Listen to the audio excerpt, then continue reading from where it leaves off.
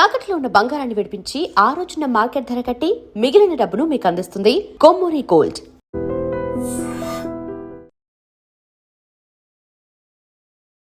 నమస్తే రమగారు. నమస్తే జయ. రమగారు, మీరు ఒక వీడియో పెట్టి ప్రపంచం క్రియేట్ చేస్తా ఉన్నారండి. ఏమిటమ్మా అది? నన్ను కూడా ఎక్కడికి వెళ్ళినా రమగారు ఇల్లు చూపించేశారు, రమగారు ఇల్లు చూపించేశారు. నేను షాక్ అయ్యా. ఇల్లు చూపించడం ఏంటి, మీరు వీడియో ఓపెన్ చేశారా, చూసారా? నేను ఎంత క్లియర్గా చెప్పాను. TV9లో వన్ ఆఫ్ మై కలీగ్ అండి, శృతి తన పేరు, శృతి టాక్స్ అని ఏదో ఉంది, దానికి ఒక ఛానల్. తను చేయించుకొని జయ ఈవిడ్ని ఎంకరేజ్ చేద్దాము, పాపం చాలా కష్టపడి ఇట్లా హ్యాపీ ఆర్గనైజ్ అని ఒక సంస్థని పెట్టుకొని చాలా ముందుకెళ్తున్నారు, నువ్వు చెయ్యవే అని నన్ను అడిగితే నేను మిమ్మల్ని అడిగి ఒక రూము చూపించాం. అది ఆర్గనైజ్ చేయటం ప్లస్ ఆవిడ కూడా ఉన్నారు. నాకేం అర్థం కాలేదండి. అంటే థంబ్నెయిల్ చూసి మనం ఎప్పుడు చెప్తాను నేను, థంబ్నెయిల్ చూసి లోపల విషయం చూడొద్దు. మీరు ఇన్ని వందల వీడియోలు చూసారు, ప్రజలు ఉన్నవి. అవును, కరెక్ట్గా థంబ్నెయిల్ చూసారా ఎప్పుడైనా? థంబ్నెయిల్ యూట్యూబ్లో పద్ధతి అది. థంబ్నెయిల్ పెట్టి పీపుల్ని అట్రాక్ట్ చేస్తారు. మీరు దానికి క్యారీ అవుట్ అయిపోతారు. దాని వెనకాల పడి వెళ్ళి ఏదో ఒకటి మాట్లాడేసి ఆలోచిస్తే ఎలాగా? ఇప్పుడు హోమ్ టూర్ నేను చేయనన్నాను, ఇక అసలు ఇంకో ఛానల్ అయితే హోమ్ టూర్ చచ్చినా చేయనని నా ఫోటోనే పెట్టి 100 సార్లు వేసుకున్నారు. చచ్చినా చేయను, ఇప్పుడు కూడా నేను చేయలేదు. అది హోమ్ టూర్ కాదు. అసలు ఆ సందర్భం ఏంటి? ఆ సందర్భం పైగా నేనేమైనా భీష్మ ప్రతిజ్ఞ చేశాను? నేను భీష్ముడా? మీలో ఎవరైనా ఒక మాటని దాని మీద నుంచి తేడాగా వెళ్ళరా? మనుషులం కాదా మనం? పైగా నేనేం చేశాను? నేను చేసింది ఏమన్నా సారీ అడ్వర్టైజ్మెంటా? కాదు. చీరమ్మ ఒక 10,000 రూపాయల చీర నేను కట్టుకుని ఇది ఫలానా వారిది అని చూపించాను అనుకో, ఈ 10,000 రూపాయల చీర నువ్వు గనక కొంటే ఆ కంపెనీకి, పర్టికులర్ కంపెనీకి కనీసం 3-4 వేల రూపాయల లాభం వస్తుంది నేను కట్టుకున్న చీర. అలాంటివి ఒక 10 మంది కొన్నారనుకో, వాళ్ళకి ఎంత వస్తుంది? ఇది డబ్బు వ్యాపారం. అయితే నేను చూపించింది వ్యాపారం కాదు, ఫర్ యువర్ కైండ్ ఇన్ఫర్మేషను. నేను ఆ పని ఎందుకు చేశాను అంటే, ఇందులో డబ్బు ఉందా అంటే, డబ్బు ఎట్లా ఉంటుంది? బిజినెస్ అయితే డబ్బు ఉంటుంది. మీరు డబ్బులు తీసుకొని చేశారు ప్రమోషన్, మీరేం తీసుకోరా డబ్బులు? మీకు వద్దా?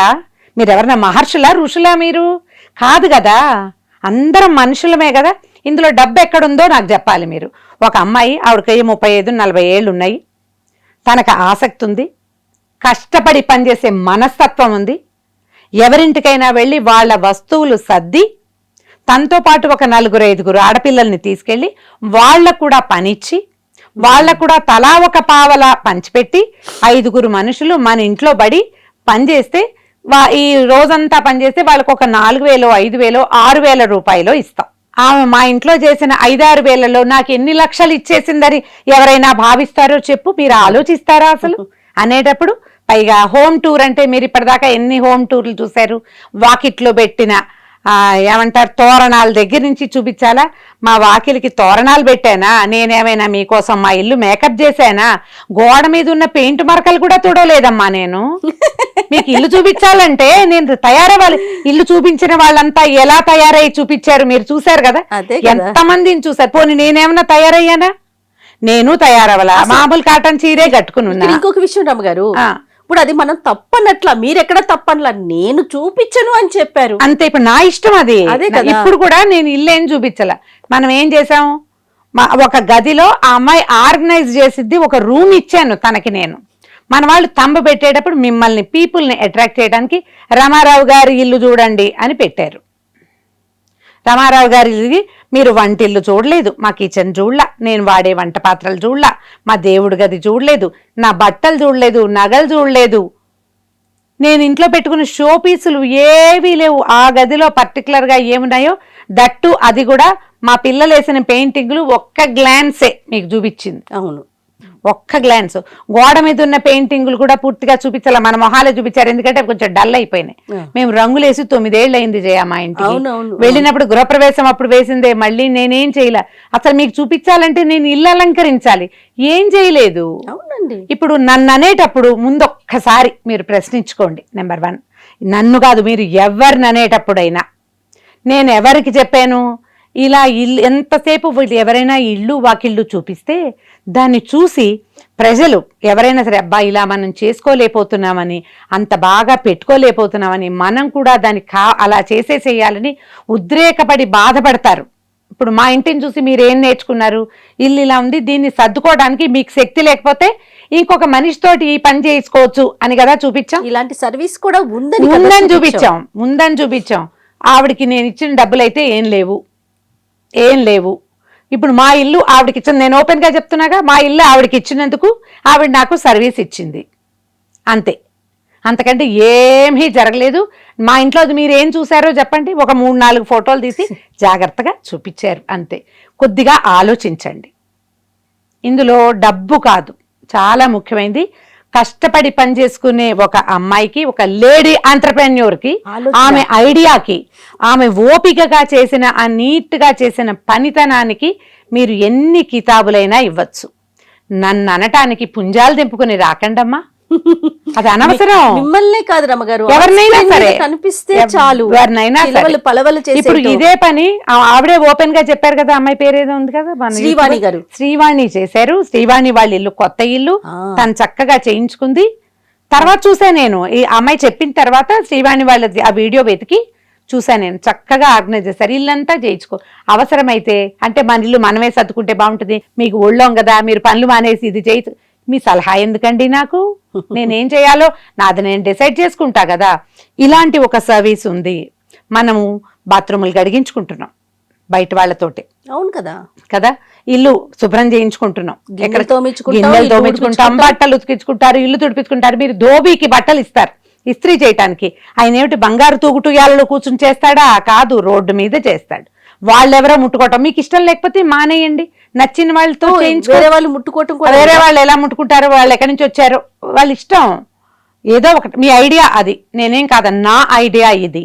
ఆ అమ్మాయి, ఒక అమ్మాయి కష్టపడి పనిచేస్తుంది, పొద్దునుంచి సాయంత్రం దాకా ఒంటి కాలు మీద అట్లా నిలబడి ఉన్నారు వాళ్ళు. అవును రమ్మ గారు, వాళ్ళు ఇచ్చిన సర్వీస్ ఎంత బాగుందో, వాళ్ళ పేషెన్స్ ఎంత నచ్చిందో నాకు.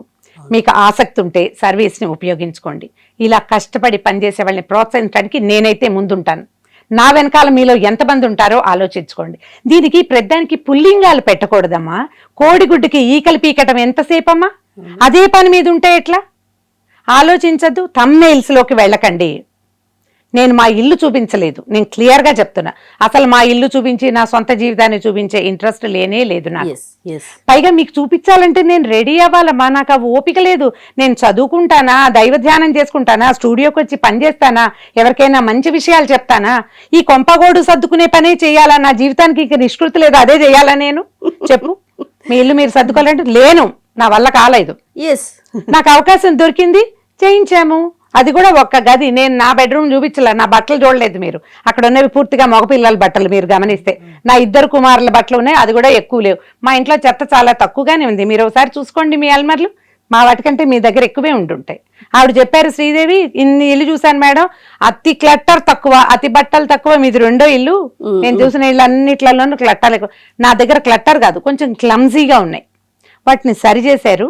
బాల్కనీలో చెత్త ఉందని పెట్టారు, ఇక్కడ క్లీన్ చేసిన చెత్త అక్కడ పెట్టా, ఇక్కడ క్లీన్ చేసిందే. కానీ జయ, మా అక్కయ్యలు కానీ, నా కజిన్స్ కానీ, నా క్లోజ్ ఫ్రెండ్స్ కానీ, వాళ్ళెవరికో తోటి ఎందుకు చేయించావని కానీ, ఒకటి వాళ్ళ ఎక్కడి నుంచో వచ్చిన వాళ్ళతోటి బట్టలు ఎందుకు ముట్టుకొని ఇచ్చావు అని కానీ నన్ను అనలేదు జయ. అబ్బా ఇల్లు చక్కగా వచ్చిందే, ఎంత హాయిగా ఉందో. సంవత్సరానికి 1-2 సార్లు చేయించుకోమ్మా, ఇంత పని నువ్వు చేయలేవు. నా వయసు, నేను నా ఏజ్ని కూడా చూసుకోవాలా. నేను చేసే పనులు నేను ఎన్ని రకాలు చేస్తున్నాను, నాలాంటి వాళ్ళకి చాలా అవసరమమ్మా. మీకు మీరే అలా అంటే నిజంగా చెప్తున్నాను. శ్రీదేవి గారు ఏమన్నారంటే, జయ గారు నెక్స్ట్ వీక్ మీ ఇల్లు చేసి పెడతానండి. ఏం లేదండి, మనం చేసుకుని చూపిస్తే ఆవిడకి ఒక 4 ఆర్డర్లు వస్తాయని అని. నిజంగా నేను వెనక్కి తగ్గాను రమ్మగారు, మీ కామెంట్స్ చూసాక నిజంగా భయమేసింది. భయమేస్తుంది. ఇప్పుడు ఇవన్నీ వీటి వల్ల వీసమెత్తు ఉపయోగం లేదు, మీ టైం వేస్ట్. మీకు చూపించిన దాంట్లో ఉపయోగపడిన దాన్ని వాడుకోండి. నెగిటివ్ కామెంట్స్ మీద మనసు పెట్టకండి అమ్మా. ఈ రకమైన ధోరణి వల్ల మీకు తెలుస్తుందో లేదో, మీరు ప్రతిదాన్ని విమర్శిస్తున్నారు, అంతే కదా. ఇప్పుడు నేను విమర్శించాననే మీ ఉద్దేశం. ఎందుకంటే అదే కదా, ఇలా ఎందుకు ఇల్లు చూపిస్తారంటే, ఇల్లు చూపించిన ఏ వ్యవహారం గురించి నేను మాట్లాడానో మీరు ఒకసారి పాత వీడియోలు అందరి దగ్గర ఉండుంటాయి కదా, ఓపెన్ చేసి చూడండి. అరే అలాంటిది ఏదైనా నేను చేశానా? నేనేం చేయలేదు. కానీ నన్ను మాత్రం మీరు విమర్శించారు, ఏంటేంటో రకరకాల మాటలు మీకు తోచింది. అంటే అనాలని ఉంది కాబోలు. సరే, అంటే చాలా మంది నా కూతుళ్ళ వయసు వాళ్ళు, మా అక్క చెల్లెళ్ళ వయసు వాళ్ళు ఈ విమర్శను నేను తీసుకుంటా, గానీ మీరు విమర్శించదగిన పని అయితే నేను చేయలేదు. నా మీద మీకు గౌరవం ఇంతవరకు చెప్పలేదు రమ్మగారు. రాత్రి శ్రీదేవి గారితో మాట్లాడే, పాపం ఒక 4-5 డేస్ నుంచి ఆవిడ నాతో మాట్లాడాలని ట్రై చేస్తున్నారు, నాకు కుదరలా. నైట్ 11:30కో ఏమో కాల్ చేసి మాట్లాడా. ఆవిడ ఆనందం మాటల్లో చెప్పలేనండి. నేను మళ్ళీ ఒక ఇంటర్వ్యూ చేస్తాను ఆవిడతో. మేడం నా ఫోన్ అయితే హ్యాంగ్ అయిపోయింది, వేడి హీట్ అయిపోయి ఫోను కాలిపోయింది, అన్ని మెసేజ్లు, అన్ని ఎంక్వైరీస్. నిజంగా అసలుకి నా జన్మలో నేను ఆవిడ పేరెంట్ శ్రీవాణి గారిని మర్చిపోనని ఆ రోజు ఎట్లా చెప్పారో, రమా గారిని మిమ్మల్ని మర్చిపోనండి నాకు ఈ అవకాశం ఇచ్చినందుకు. ఇప్పుడు ఈజీ మనీ కాదు, ఫోన్లు వస్తే ఇప్పుడు అమ్మాయికి డబ్బు వచ్చి పడిపోదు, పని చేయాలమ్మా. దీని వెనకాలన్న పనిని చూడండి దయచేసి. ఎంత కష్టం కదా కదా. చాలా సంతోషం అనిపించింది రమ్మగారు. కరెక్ట్. నేనైతే రిపెంట్ కాలేదు చెప్తున్నా కదా. కామెంట్స్ చూసినా నాకు నవ్వొచ్చింది, ఎంత పని లేకుండా ఉన్నారు జనం. కొన్ని వీడియోస్ లో అట్లా పెట్టారు కదా, నా ఇల్లు నేను చచ్చినా చూపించును అనే తమ్నైల్స్ పెట్టేసరికి మీరు చచ్చినా చూపించన్నారు కదా. ఇది ఎందుకు ఇల్లు ఎక్కడ చూపించాం, పనేగా చూపించాం. ఆ మాత్రం గది చూపించకుండా ఆ పని ఎట్లా అవుతుంది? నేనైతే ఆ అమ్మాయికి హెల్ప్ చేయదలుచుకున్నాను జయ. నా వల్ల ఒకళ్ళకి కొంచెం బెటర్ అవకాశాలు వస్తాయంటే దానికి నేను వెనకే నేనేం రిపెంట్ అవ్వటం లేదు. ఈ కామెంట్స్ కూడా నాకు భయం లేదు, దీనికి మొహమాట పడాల్సిన. ఇలా హెల్ప్ చేసే అవకాశం ఉన్నప్పుడు మాత్రమే నేను మీ దాకా తీసుకొస్తాను, లేకపోతే మనం రాము కదా. అదే. సో నన్ను ముందుకెళ్ళమంటారు అయితే. డెఫినెట్ గా మీలు కూడా చేయించు, అది కూడా చూపిద్దాం. డెఫినెట్ గా. రైట్ రమ్మ గారు, నమస్తే. నమస్తే జయ. And for more videos, please subscribe to iDream. Please subscribe to iDream. Please subscribe iDream. And please subscribe to iDream. For more videos, subscribe to iDream.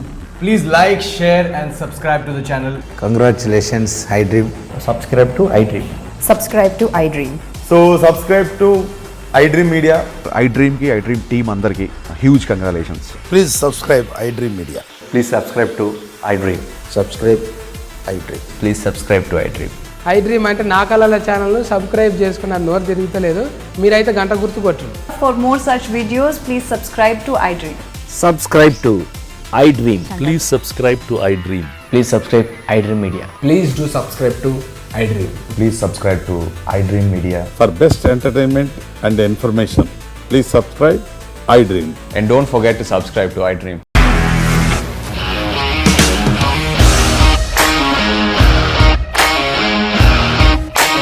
ఇండస్ట్రీలో కమిట్మెంట్ ఇష్యూస్ వస్తే నీకు కూడా వచ్చినట్టు. మార్నింగ్ తీసుకెళ్ళారంటే కొట్టి పడేస్తారు.